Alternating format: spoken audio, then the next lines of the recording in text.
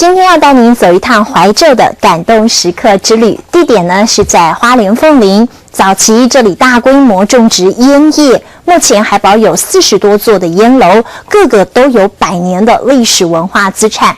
客家子弟王春莲舍不得当地传统的烟楼是一一毁坏凋零，6年前一家人着手整建，成立了台湾第一座的烟楼民宿。而也让历史古迹用新的面貌继续述说动人故事。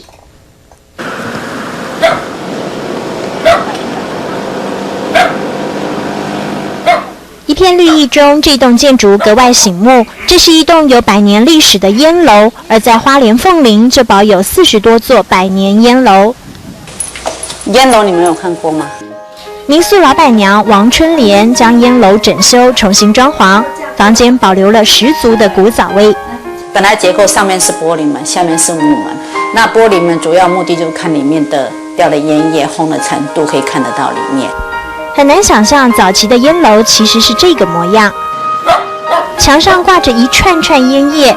凤林从日据时代就大规模种植烟草，烟农采收之后放进烟楼里进行干燥，利用地下管线把屋外柴火的高温引进屋内。全盛时期，到处都看得见炊烟袅袅。直接进来，这里面很凉。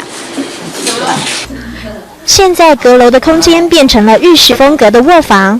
尽管每年台风来袭，维修整修不易，但是王春莲希望能将客家传统文化继续保留下去，留给我们后辈的子孙。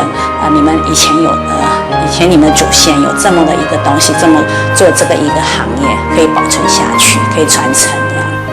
王春莲是新竹客家人，婚后跟随丈夫回到位在花莲凤林的老家，因为舍不得当地传统烟楼一一毁坏凋零，6年前一家人着手整建，成立台湾第一座烟楼民宿。悄悄房间的墙里面保留的是原本的竹片和红土。哎，真的耶！旁边有没有土？真的耶！现在里面的土都。不只是房间装潢独特，这里的客家擂茶也很有特色，特别是多了这一味刺五家。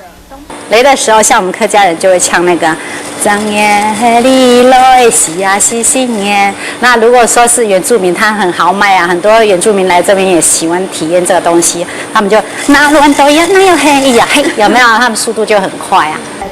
王春莲活泼的擂茶教学，让游客在欢笑中体验客家传统文化。